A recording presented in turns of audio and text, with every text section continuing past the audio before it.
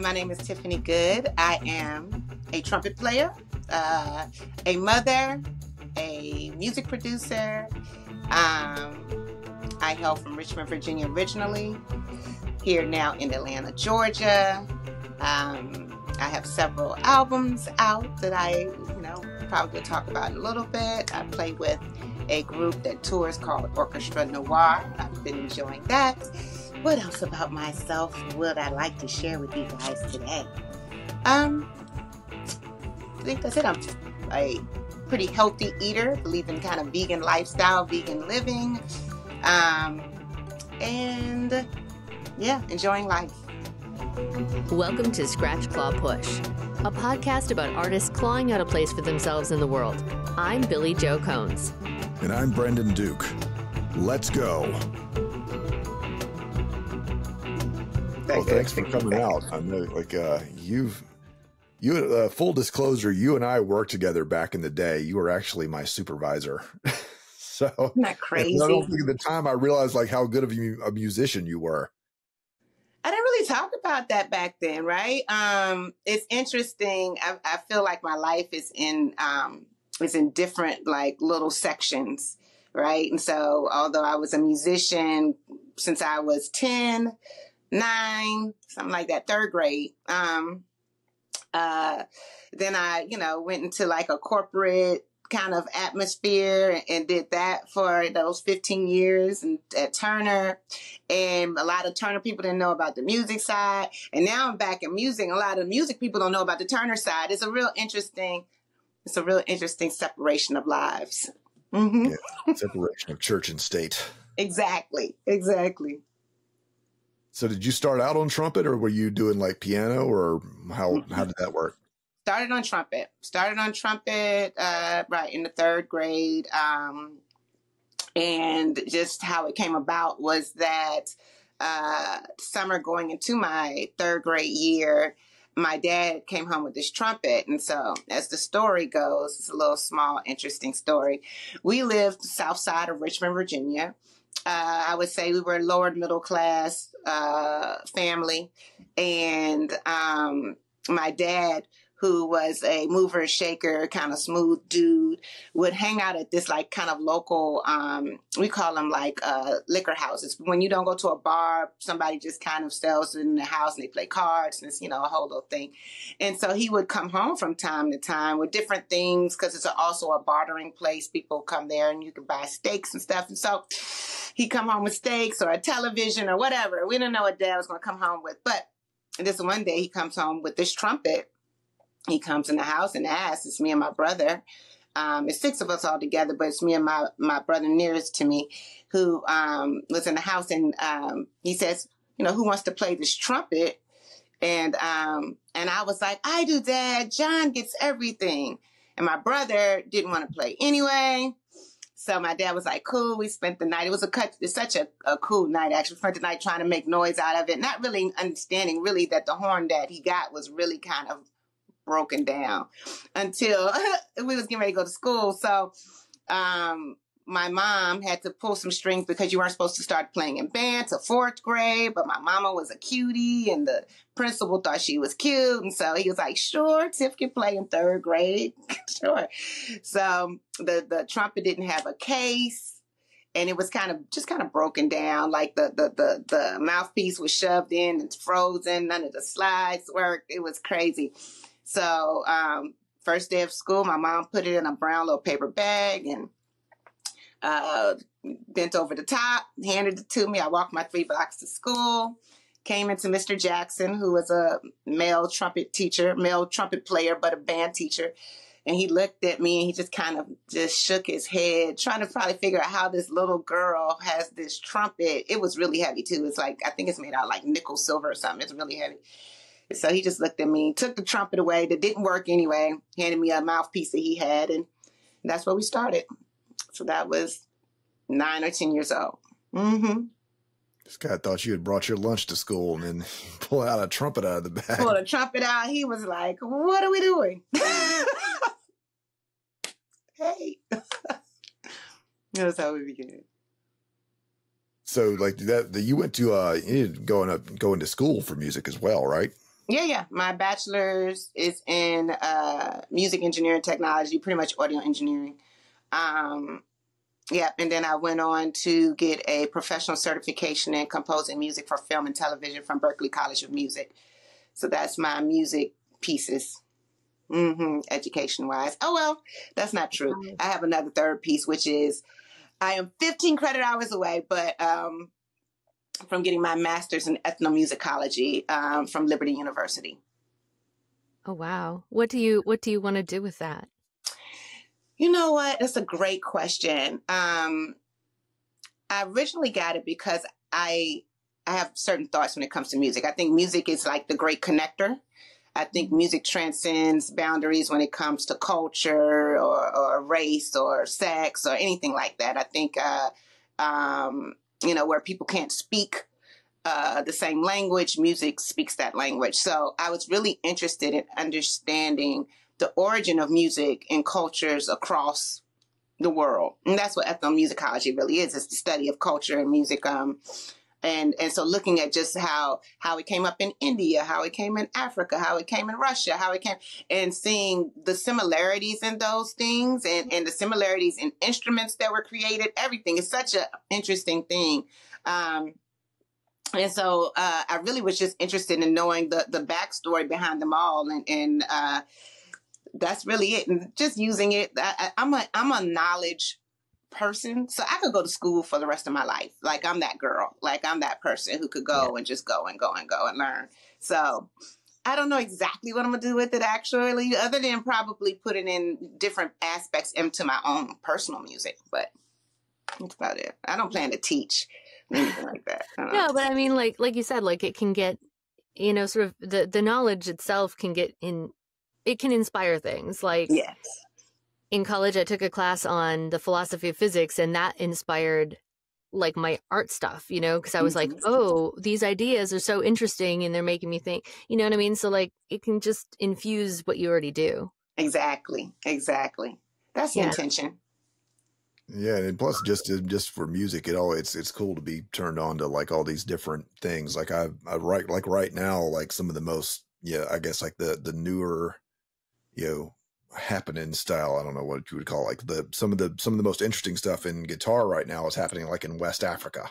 So like you get like there's like a whole new, like not really quite, I don't want to call it like a whole new style just yet, but there's definitely like I'm seeing a lot of stuff like coming out there, and it's just people just doing like different stuff than the kind of traditional blues based or jazz based licks.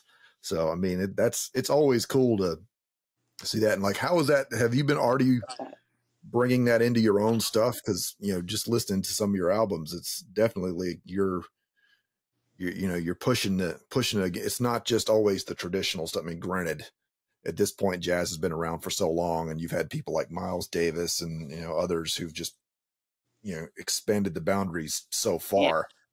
But it sounds like you're still trying to do that yourself. Absolutely. So yeah, it definitely heavily influences things that I do musically. I'm very open to and love the sound of different cultures and implementing that into my music. I love different genres. I love all genres, to be honest. I love reggae. I love country. I love house. I love go-go. I love, R&B. So trying to fuse those all together in ways that make sense for me. That sounds good. I'm like, oh, what? It's funny because Beyonce just came out with an album, country album, right? And she talks about genres in that album. And I love it because, why pigeonhole yourself to say, I am this thing? And are we really this thing? Like, it's a whole nother conversation we could have about why I say I'm an R&B artist. Are you?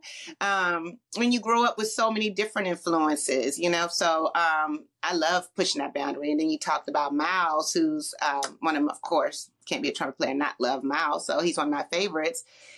And, one of the things that he said was that if I die and if I were to come back like 10 years from now and jazz was the same as it was when I was here, he said it would be a failure, right? So, and I agree, like this thing should morph and grow and change and expand. All things should, like you should never come back and nothing should be exactly the same. Or what are we doing?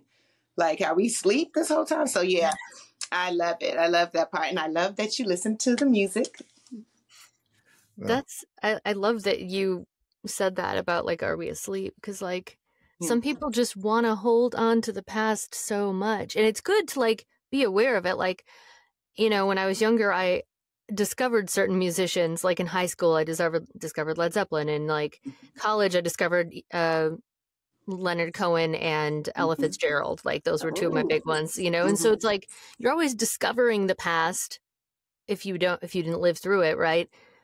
But it's not, like you're saying, about going back to it or trying to hold on to it, right? Exactly. I agree. It informs, right? The past informs. It's beautiful. It gives you a great context.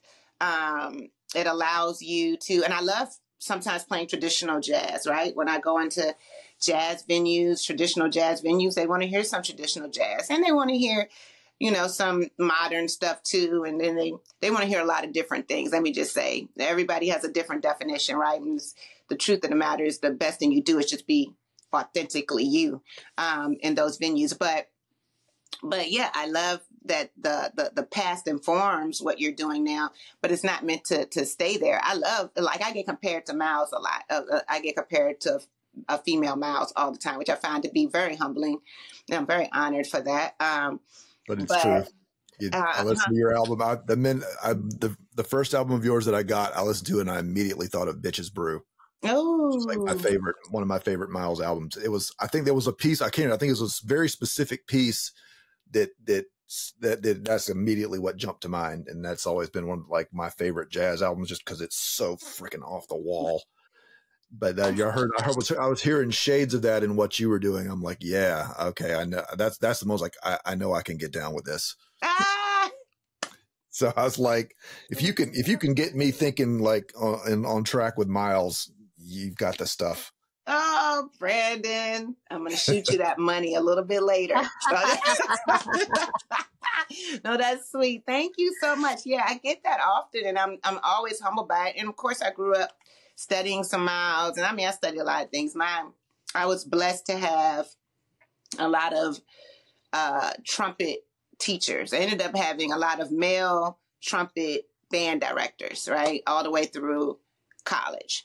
And in high school, really, I guess in middle school, the high school band director came down to the middle school and was, you know, scoping the scene and saw me and pulled me up to start playing in the high school band. And we had an award-winning jazz band, travel, the whole thing, right? So I was very intimidated by the whole aspect of it. But literally for those next 4 years, he took me on his wing. I probably played at the minimum of 4 hours a day, minimum. Like probably I did 2 classes, after school, private lessons, all of that, boom, right?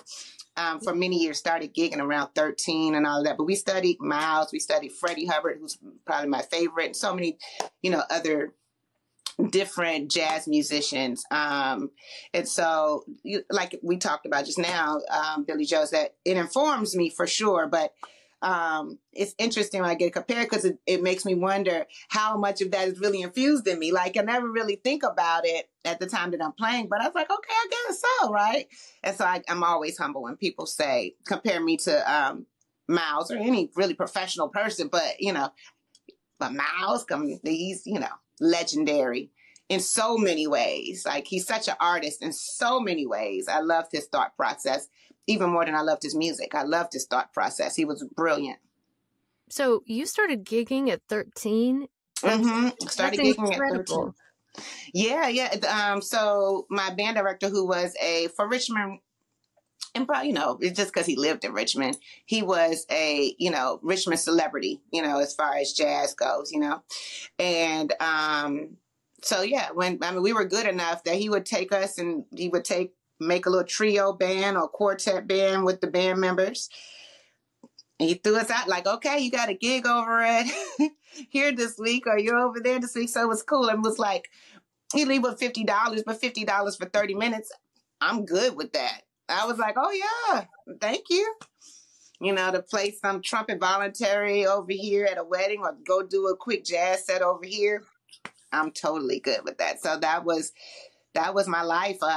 Played in pit crews for productions and all kinds of stuff all the way through high school, and thus, got a scholarship to go to college, partial music, partial band scholarship to go to college. That was my shtick. And I was like, okay, let's do it. Then, things turned a little bit. I ended up in television. You're like, how did that happen? Yeah, that was where I was going, like, how, because it sounds like you were in it hardcore, and then suddenly, like, now you're doing TV for a number of years. Yeah, and I wanted to ask, like, I was about to ask, like, was there ever anything other than music that you considered? And then, so tell us, like, how the pivot. How did the pivot happen? So I was working in Virginia, school. I started actually working in the studio with Teddy Riley for like 2 years.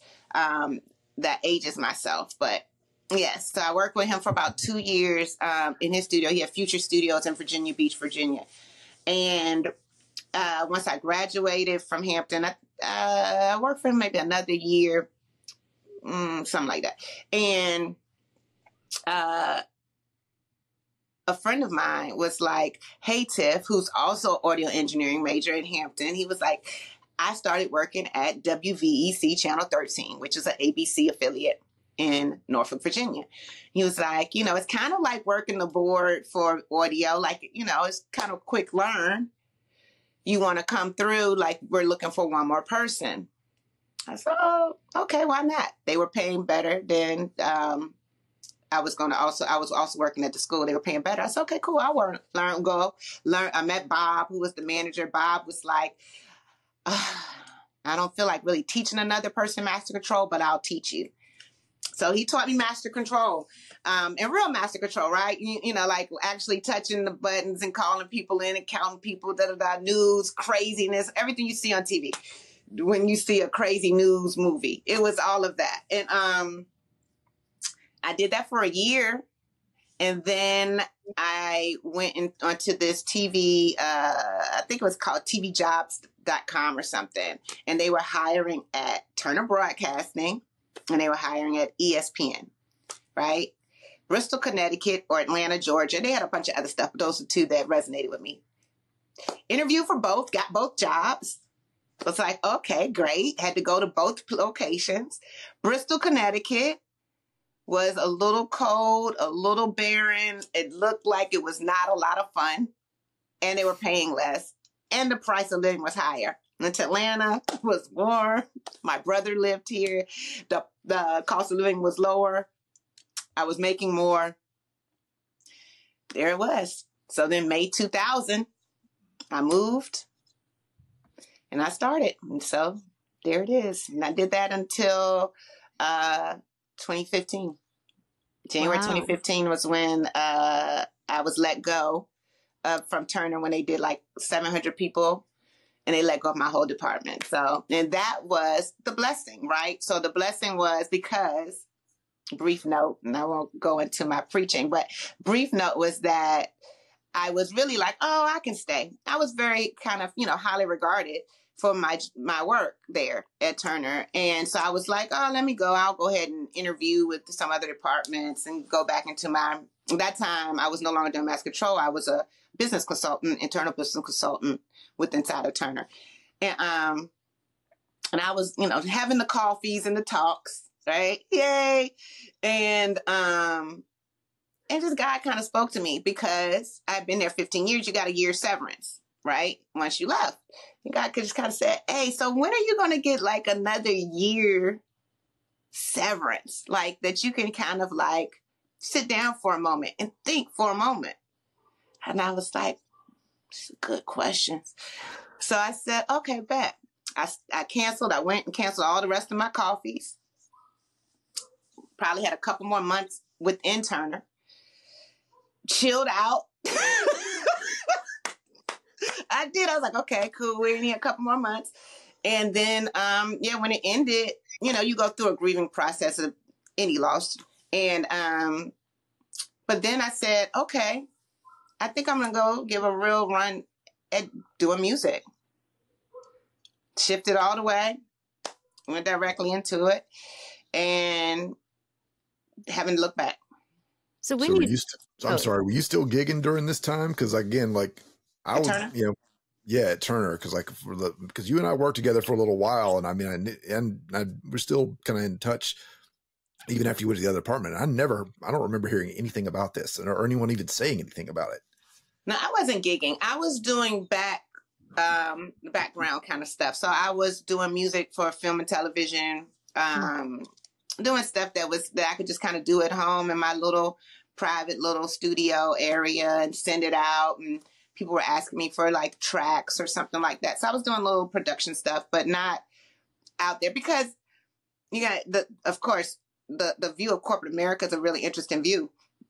So I'll give Doretta Cole a shout out in a minute, but you're doing music, they kind of look at it like, oh, look at you doing that cute little music thing, right? Look at you, that's cute. So, and to a degree, and I bought into that to a degree, even though I always did, and it was my outlet, it was my passion, it was the way that I expressed and got things off my chest, right? It was through music.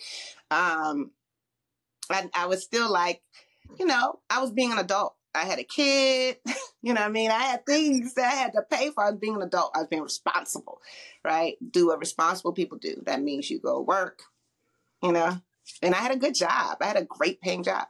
So it was Doretta Cole, who was maybe SVP, might have been an EVP at that point, Human Resources at CNN, who said to me, I went to talk to her about a job before the layoffs and all of that started to even be a mumble.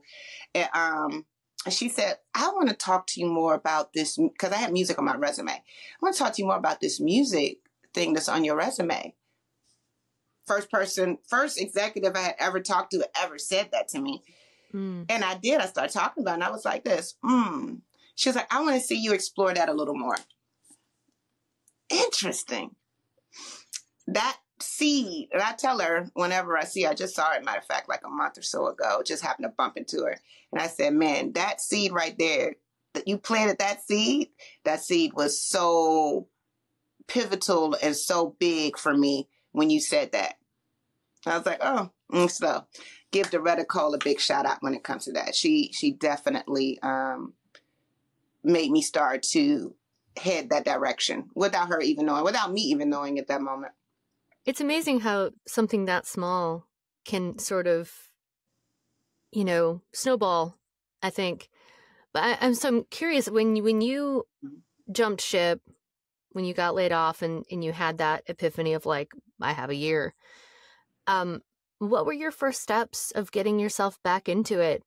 Did you feel rusty, or did you feel like, no, like riding a bike? I didn't feel rusty about playing trumpet because I've been playing that whole time. Interesting question. I started looking out and seeing like what's going on. So even like me getting into orchestra noir, things like that. So I started playing. I started doing some more composing and stuff. I had more time to do that and do things for people who were doing independent films and stuff. And then I started looking around to say, okay, because one of the easiest ways to get back into like a real play mode is to be in part of an ensemble. Mm-hmm. So I started looking to see, what community orchestras. I knew I couldn't be Atlanta Symphony Orchestra just yet, right? So I was like, what community orchestras are out there that maybe looking for a trumpet player? So I started just, doing that. So I did. I became part of like a West Side Winds orchestra. I became part of like 3 orchestras, local orchestras, which is great to just keep the chops good. And then I ran into Orchestra Noir. I saw them online, and I reached out. It was interesting because they had just started, I guess, maybe a year or 2 before I even saw them, and did a video audition.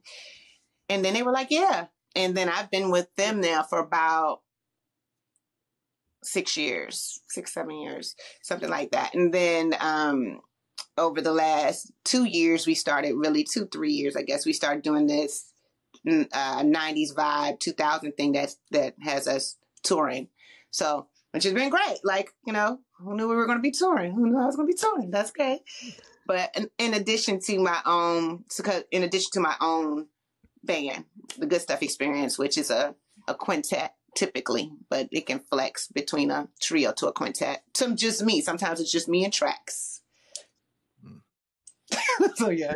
So I'm curious, like, so with you kind of going into the, to the technical side of it, how did that come into when it came time to start making your own albums? Are you in there trying to are you doing like your own mixes and stuff, or I think that I don't know how that works for you, but like, are you kind of like once you're in there recording, are you like already thinking about how it's gonna sit in the mix, or you take off one hat and then put on the other?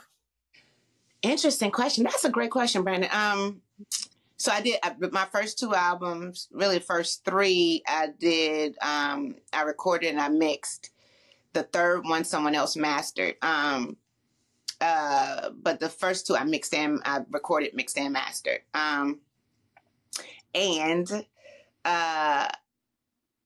No difference. I just kind of go with the energy.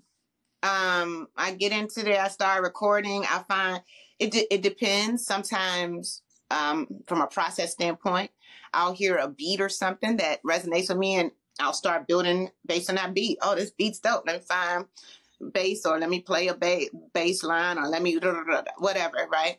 Sometimes, from an inspiration standpoint, I'll hear something like, you're in the car riding and you hear something and you're like, ooh, let me record that into my phone or whatever, because later on, then I'm going to build based on that. So it just depends. So maybe one of my most popular songs is Forward Movement.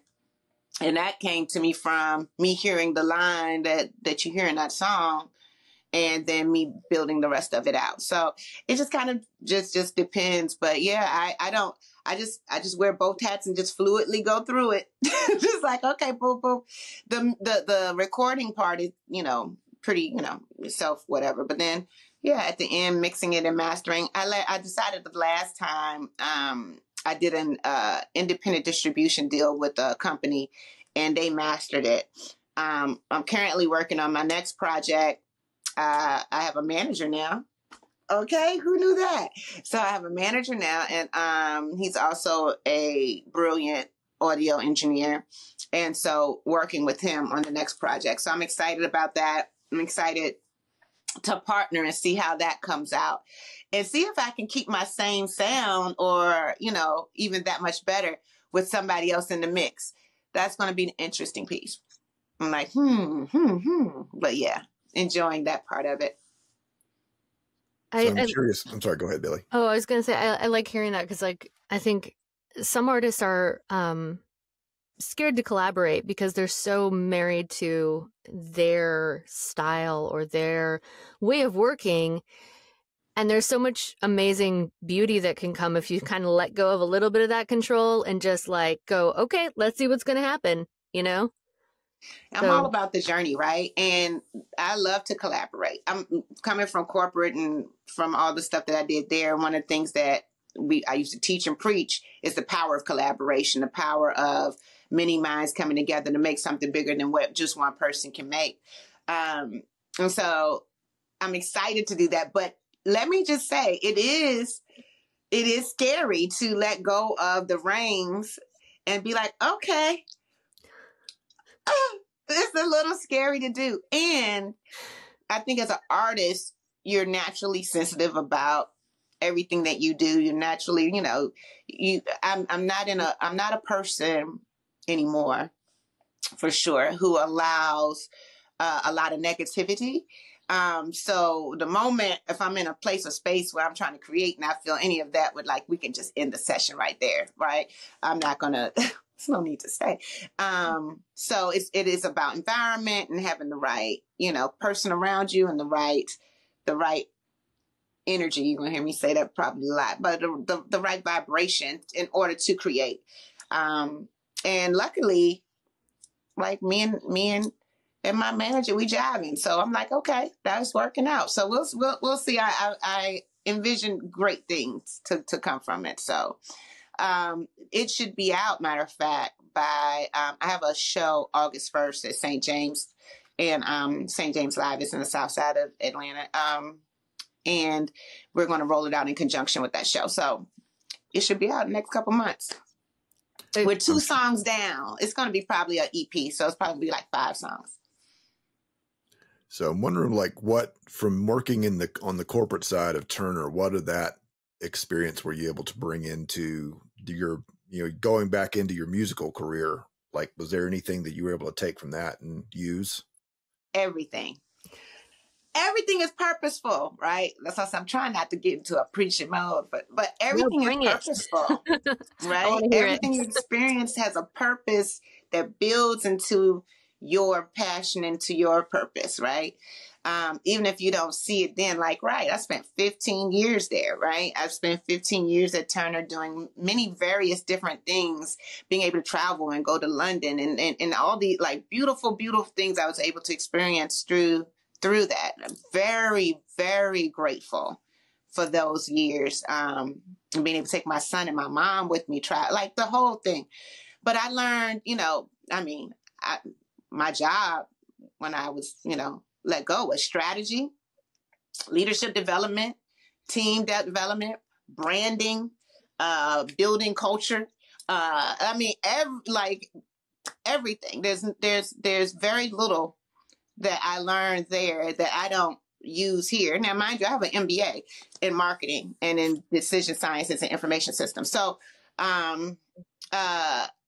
all of those things play into this, right? That's why when people look at me, they're like, you do great videos, stuff like that. I'm like, y'all don't really know that I have a master's in business administration. Oh my gosh, what am I doing? My life is really funny. But so I use all of those things in tandem. Most artists come into this and they don't have a clue about all those other things. And a lot of people don't want to learn those other things. Mm-hmm. But I don't know. It's like sometimes life gives you the things you need, right? Like you got that job. You're like, I got to make a living. I got to survive. I got to take care of my family.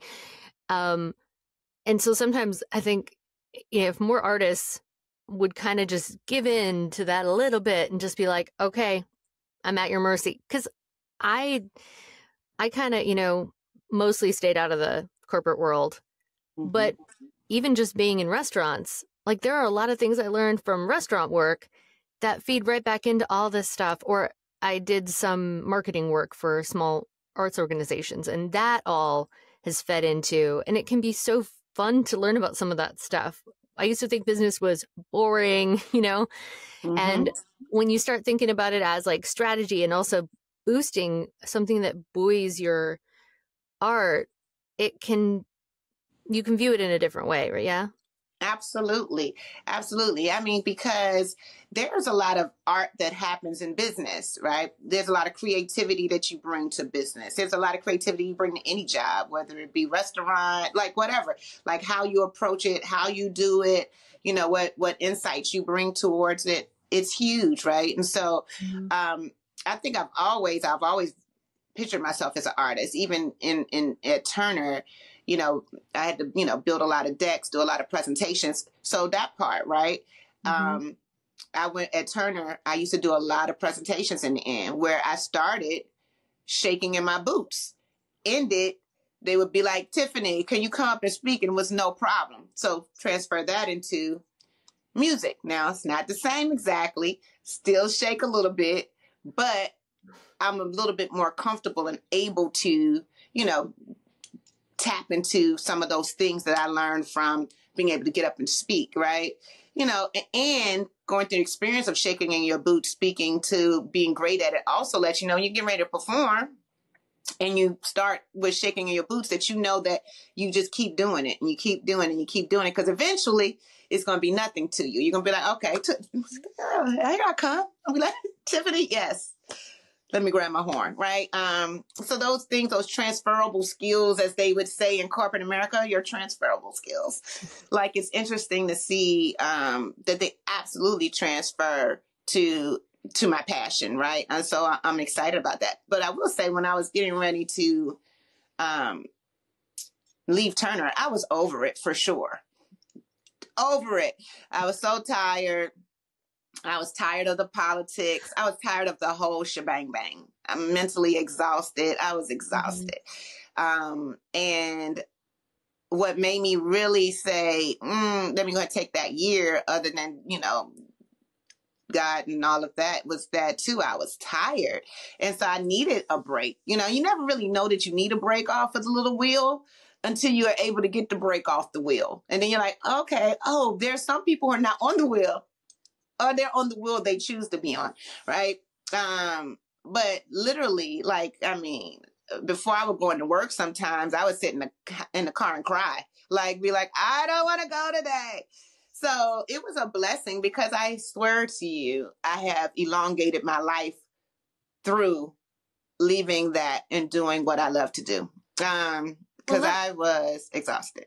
Let me ask you about that, though, because I know, being a full-time voice actor, I can create my own wheel. This week has been insanely busy. I'm on this wheel and I'm like, oh my God, when's it going to stop?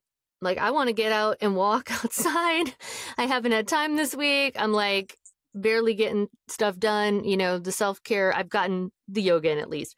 But I'm curious for you, how you go about because there's being an artist and having to make sure that you are making a living when you don't know where it's coming from, when it's coming. How do you make sure you're not putting yourself on your own self-imposed wheel that can be just as bad, if not worse sometimes, than working for corporate? Great question, because that's true, right? And not only can it be taxing, but it also can have you lose your desire for what you're doing, right? I've had that happen before. Back in the day, musically, where I had to take a break from music, because I was like, this was after college, right afterwards. I was like, I need a break. Really, it's about the balance of it. I'm much more I love that you said yoga. I'm much more into meditation and things like that to keep me kind of grounded and balanced. I went through a period, I think everybody goes through a period when you're doing something at the beginning where you kind of just work. You're like, okay, all right, I'll take it. I'll do it. How much? Cool, I got it. I'm going, right? I'm a little bit more picky now with what I do. I'm able to do that a little bit more because I'm not as much whatever. And I just tend to try to more so just keep the balance in my life in order to not have to feel as stressed about it. But doesn't mean I don't have times where I'm stressed about it, because being an artist is an ebb and flow environment, right? And you have to when it's flowing, you have to put away your nuts, since we're on this wheel, in order to, when it's not flowing, be able to be okay. So it's learning a lot about that. And I like to spin. I like to shop. I like to do all of that. So it's about self-discipline a lot when it comes to myself, and learning how to manage those pieces.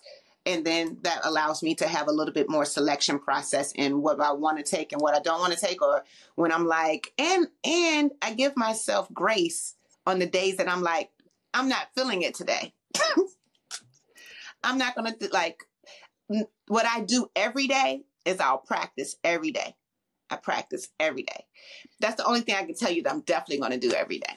I'm going to definitely practice. I'm going to, of course, go to any gig that I'm supposed to do. But other than that, when there's a day that I'm not feeling it, I'm like, I'm not going to do that today. I'm not, Does having that business and kind of the corporate experience, does that help? I don't know, not necessarily take the weight off, but it helps you kind of maybe carry it a little better now that you're kind of out here, an independent artist and, doing all your own, doing all your own thing. The corporate experience, I think it taught me some different scenarios and some different ways to manage some things. it's a very different lifestyle, because it is on you, right? Versus me saying, let me get in there. Cool. I was here, 5 days, the round amount of time, run me my check, right? Versus that, now you're out there, whatever. So I don't know if corporate in that way translates as much. Corporate for me was, a perceived sense of security. Right. I wouldn't say not just corporate, but just the business side of it, having the MBA, because it seems like a lot of artists, that's a thing that can haunt them if they're not smart about it. Because I mean, that's famously, there's the thing of like, that's why Jimi Hendrix has so many albums like all over the place, because back in the day they said that like he would sign anything that gave him an excuse to make music. So you have, he's got his big 3 album, but then there's like 20 other ones that are just lesser quality just because he went and signed something somewhere that someone would say, hey, you owe us like now 4 or 5 songs. And then it's maybe like some of his lesser stuff because he was contracted to do it. Yeah. I think the MBA and business side of things does help in that some regard. My brother's an artist as well. He's a spoken word poet and a host, and he travels the world doing it. And I think I've learned a lot from him. And I managed artists before I became a full-fledged artist for some time. So I had a little bit of insight into that too, which was helpful. But let me just say, it's an interesting thing being an artist and loving what you do and wanting to do what you love, right? Because there are a lot of things that people will play on when they know that you are a heartfelt artist, right? They'll put those contracts in front of you. They'll do things that where you're like, sure, that sounds great.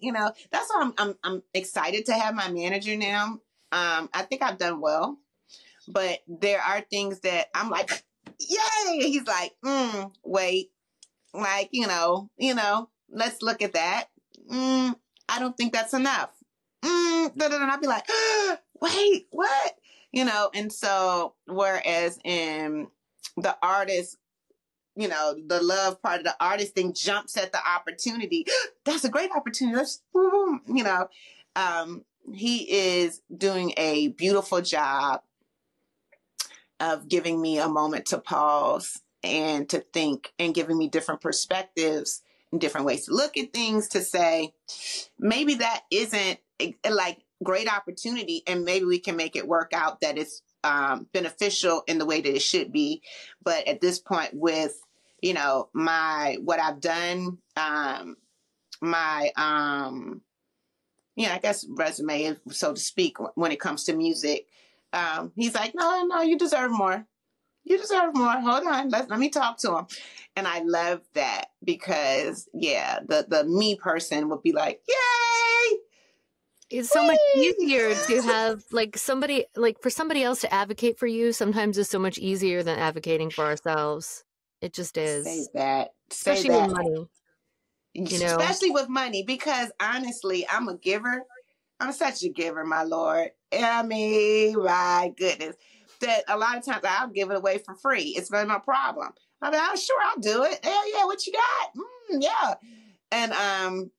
And so he's just like, that was a season. That was a beautiful season you were in, but we're going to go into a new season where it's going to be and look a little different. So I think, although, right, when I was managing people, right, I can, go to the mattresses for them, you know what I mean? And be like, hey, so no. But it's so much easier to advocate for someone else, to your point, right? It was for me, it was great. It was easy for me to advocate for them and say, no, they deserve more. It's harder for myself.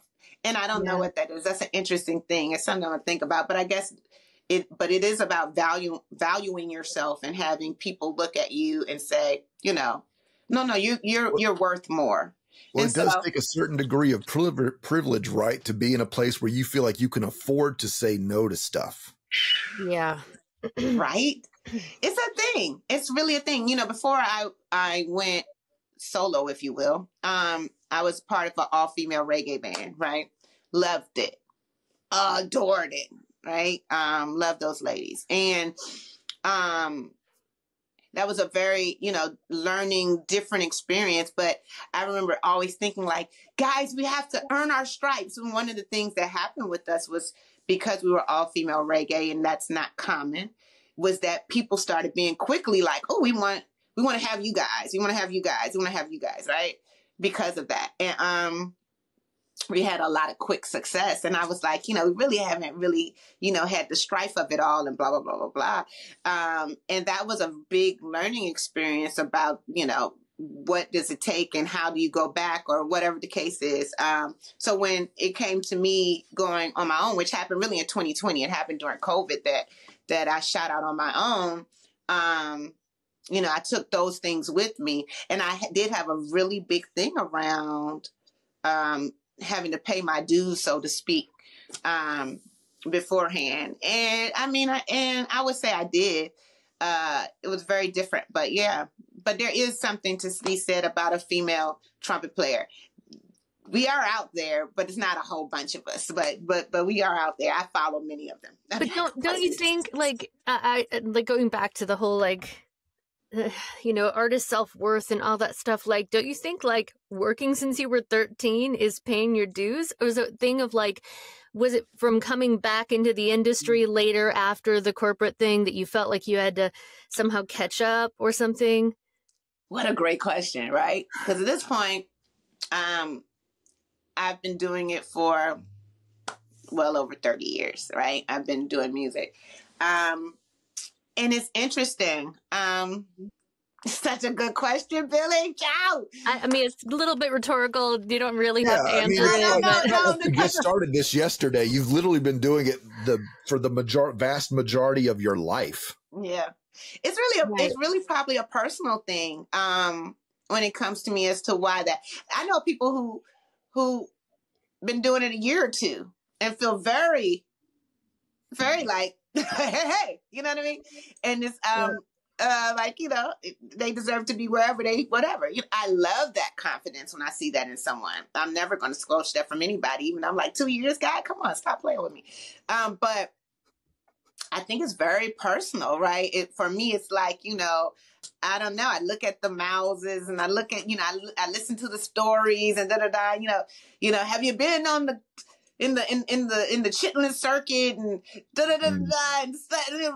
and I don't know. And, of course, it's a whole different time frame. And so it has taken an adjustment of me to say, yeah, as probably a lot of people go through of you are worthy, you know what I mean, to do what you do, but I wanted to prove myself, and I feel like I've done that. But it took, of course, being faithful and being persistent and, getting on the stages and places that I wanted to get on to perform. Those things that beautifully, and I'm thankful, are still coming forward. And so you'll be seeing me do other things, pretty soon that I'm forever grateful to God for the doors that he continues to open for me.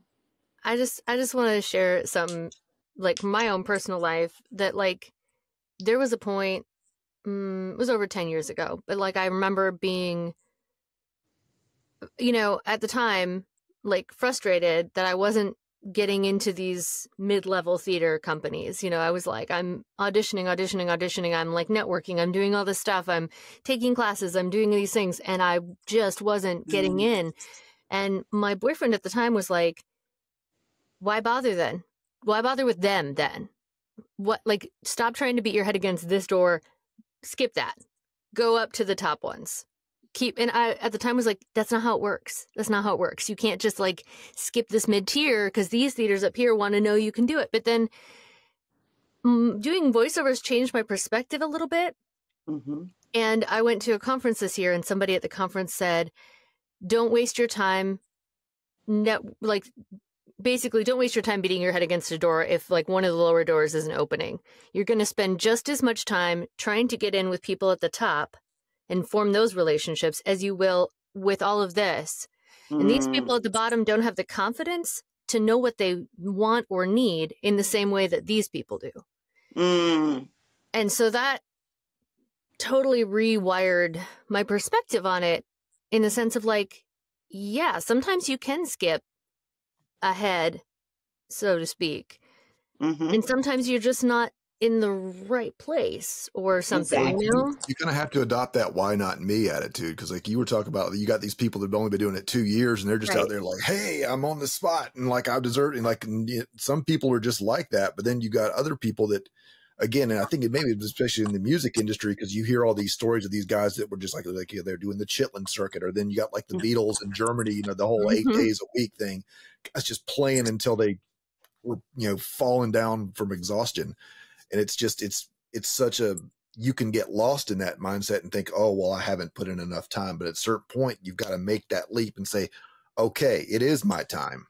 Mm-hmm. No, I agree. No, and that's, thank you both for that, because that's exactly kind of, you know, where I ended up getting to, right? And I had other friends like in the reggae band, for instance, who were exactly what you guys saying. Like, no, we don't have to wait. Like, look at us, right? And I couldn't fathom that at the time, right? But definitely as I've progressed in my own private or personal or, you know, band, it has been a thing. And I've had the beauty of having people who have come and affirmed me as well. And that's been huge. So, yeah. And I agree with you so much, Billy Joe, too, on the fact that I'm very much a flow person. I'm very much a flow person in the fact that, right, if I'm flowing and I hit that boop, you know, I'm going to flow right on around that sucker and keep moving and see what happens. Like, there's no need. I take that now in everything, whether it be private relationships or whatever. We're going to flow. Like, if it's not flowing, then it's not meant. Like, it's cool. We'll just move to something that goes easier and flows easier, because I do firmly believe life isn't meant to be difficult. I think we make it difficult. Through our own, you know, programming and thought process of what it should be. That's the conversation we're having now. But it's not meant to be difficult, but we make it that way. I think that's a beautiful way. I've when I was like 24 years old, I had a thing on my wall. I painted on my wall in my apartment and said, "Look for the open window," because I'm like, if that door's closed, I'm not going to beat my head until it's bloody trying to get through that door. I'm not doing it. Like, there's always, and it goes back to the quote that our podcast name comes from. Like, you know, you look for those cracks in the wall and you just keep doing, you know, flow, be water.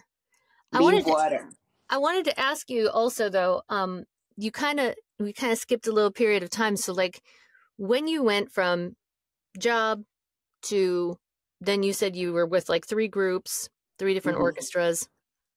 What was the first like big leap you made in there to, what was the first big scary leap you made to be like, okay, I'm doing this, you know, to make this your thing, you know? It probably was the reggae band. The reggae band happened before the orchestras, actually. And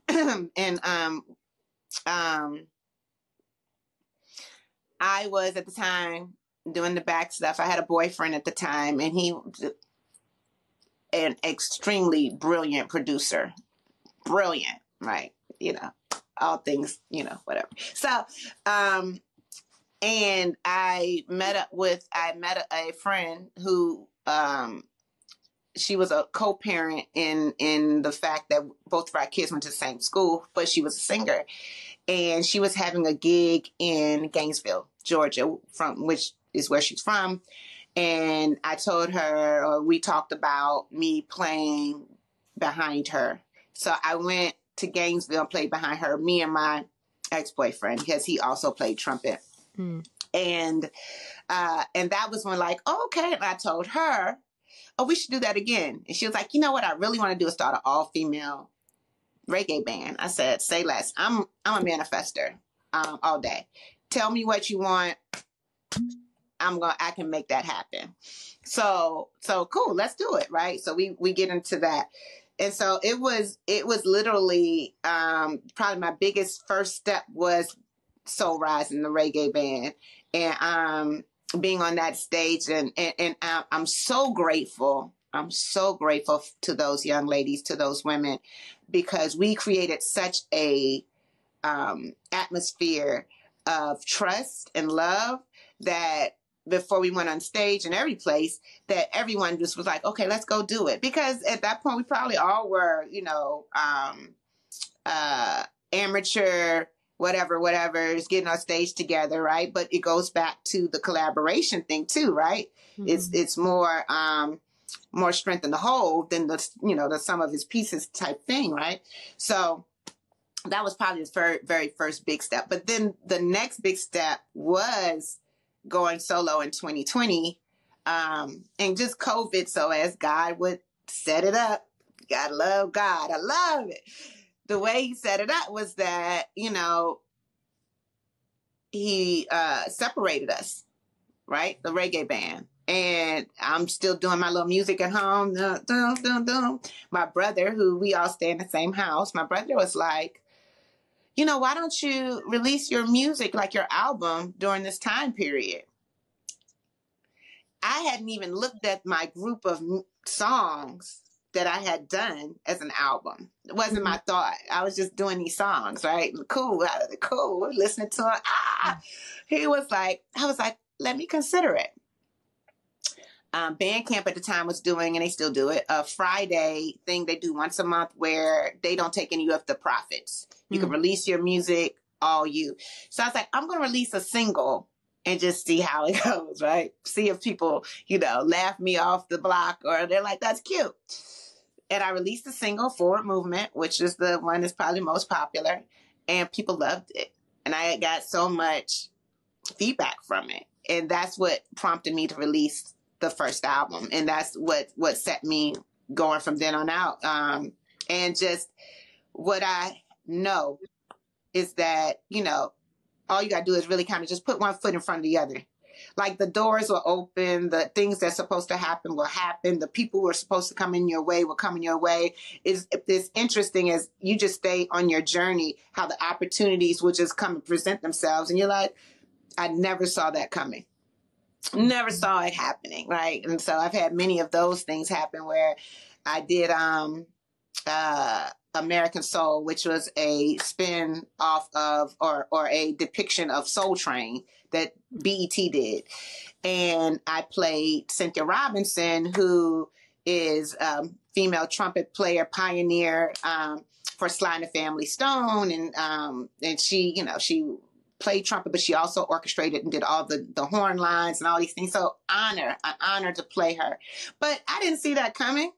Who saw that coming? Nobody. I didn't see that coming for sure. Like, okay, I'm on television. I can now, do the whole television SAG thing, the whole I speak a line. It's interesting. So it definitely was a testament to, if you have a dream, I'm just a firm believer that you're supposed to pursue your dream. You're not supposed to be doing things that your mama said you should do or it comes a point in time where we have to let go of the perceptions that people have for us of what we should do and be and all of those things and say, what do I want to be? And I tell people all the time, because people, they look at me and they say, well, how did you go from this to this? And I say, hey, and they go, I don't know what my passion is. And I say, oh, yeah, you do. Yeah, you do. You just have to go back and remember what your passion is. But you got to go back and think about what are the things that you love to do? What are the things you grew up doing? All of that good stuff. So, yeah, a lot of people just suppress it because it's a big responsibility to pursue it. It's a big responsibility and it's scary. Yeah. Or they know that pursuing it would disappoint someone. To your point. Right. And you can't live for that. So even with my son now, I'm totally different programming happening with him, right? I'm like, hey, guy, what do you want to do? Fine. And I tell him, you're going to live multiple lifetimes in this lifetime, right? You're going to pursue many things. You have a lot of interests. You don't have one interest. You're not supposed to be one thing. Right now, he loves basketball. Go for that. I love that you're going for basketball. But you also like fashion. You also like audio recording and music. You like these things. You're a DJ. Like all these things. You could be all of these things in this lifetime. It's okay. But I do tell them, find one thing at first and just run for it. Just go for it with all full force, right? Do that thing. And then once, you get to a place you can either add that thing on or you can say, okay, I'm done with that. Now I want to be a DJ. and then go forward, full force. Like, I find it that when I was doing corporate and music, neither one was kind of winning. Corporate was winning more than music, but neither one was kind of fully winning, right? But when you're able to immerse yourself fully in one thing, and then, God and the universe understands what you're trying to do, then everything opens so that you can do that thing. Yeah. I feel that. I feel it. Yeah. Well, as we are at the hour mark, tell people where they can find you online if they want to @ you or just learn about all the cool stuff you do. If you want to learn about the cool stuff I do, now you can find me at Good Stuff, GOODE, good always with the E, goodstuff.net.